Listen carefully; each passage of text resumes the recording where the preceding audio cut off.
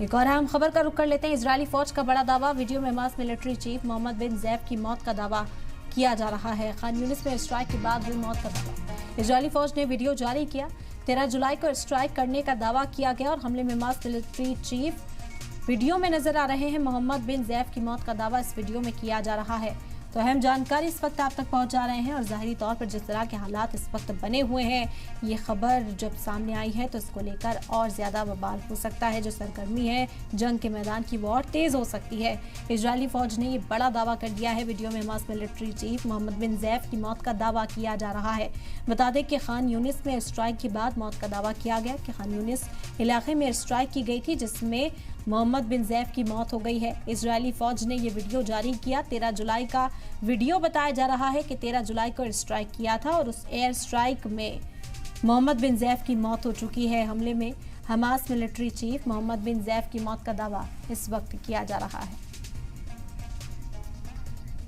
तो अहम जानकारी इस वक्त आप तक पहुंचा रहे हैं। मोहम्मद बिन जैफ की मौत का दावा किया जा रहा है। 13 जुलाई को स्ट्राइक खान यूनिस इलाके में की गई थी और इसी को लेकर अब कहा गया कि जंग का दायरा और बढ़ता हुआ नजर आएगा। ये खबर की पुष्टि होती है। तो मेजर जनरल राजन कोचर साहब इस वक्त हमारे साथ जुड़ गए, इंटरनेशनल अफेयर्स एक्सपर्ट हैं। खैर मकदम करते हैं और फिर चर्चा इसी बात को लेकर करेंगे। मेजर जनरल साहब खैर मकदम है आपका। आपसे समझेंगे सर, क्योंकि इस वक्त गुस्सा जो है साफ तौर पर देखा जा सकता है। ईरान का कहना है कि जंग और बढ़ती हुई अब नजर आएगी क्योंकि हमला इसराइल पर किया जाएगा। ऐसे में एक और बड़ा दावा जो है वो इसराइल की ओर से किया गया कि मिलिट्री चीफ जो है हमास का, उन्हें भी मारा जा चुका है। एयर स्ट्राइक के जरिए उन्हें भी जो है मौत के घाट उतारा जा चुका है। कितनी सनसनी इस खबर के बाद फैलती हुई दिखेगी? तो बहुत ही ये एक बहुत ही इम्पोर्टेंट न्यूज होगी ये, क्योंकि ये जो मोहम्मद दैफ था ये मास्टरमाइंड था। अक्टूबर 7 का जो अटैक हुआ था जो हमास ने किया था इजराइल के ऊपर, तो इसके मारे जाने से एक चीज और है, ये एक बॉम्ब एक्सपर्ट भी था जी। और पूरा जो टनल का जो नेटवर्क इजराइल में बना है वो मोहम्मद दैफ की वजह से बना है, बिकॉज उसने ये पूरी प्लानिंग करी थी। तो एक ऐसा जो मास्टरमाइंड हो और आपका जो एक मिलिट्री लीडर हो और जो ये पूरी लड़ाई को प्लान करके आगे लेके जा रहा हो, तो ये ट्रेमेंडस सेटबैक है हमास के लिए। और हाल ही में हमने देखा है कि इस्माइल हनीफे के बाद इसकी न्यूज आ रही है। इसकी न्यूज एक्चुअली पहले भी आई थी 13 जुलाई को और इजराइल ने उस टाइम दावा किया था, बट अभी कुछ हमास ने इसकी पुष्टि नहीं की थी उस टाइम पे। बट अभी ये चीज दोबारा से एक स्टेटमेंट आई है इजराइल की तरफ से, तो मुझे ये लग रहा है कि ये इसमें सच्चाई है।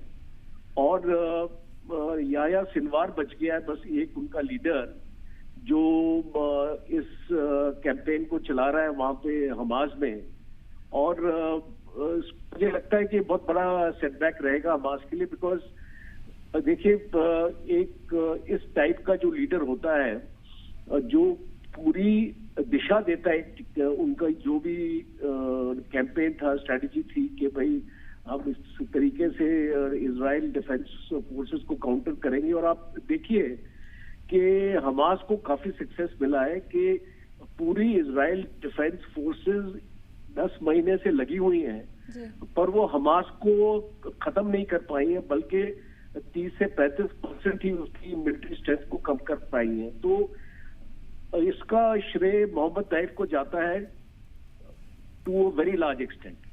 और वो अगर ऐसा लीडर जब मारा जाता है तो एक वॉइड होता है लीडरशिप में। दो एक टेररिस्ट ऑर्गेनाइजेशन खत्म नहीं होती है, बिकॉज ये आइडियोलॉजी है, इसमें और लोग शामिल हो जाएंगे और ये चलती रहेगी। पर जो पैनापन इस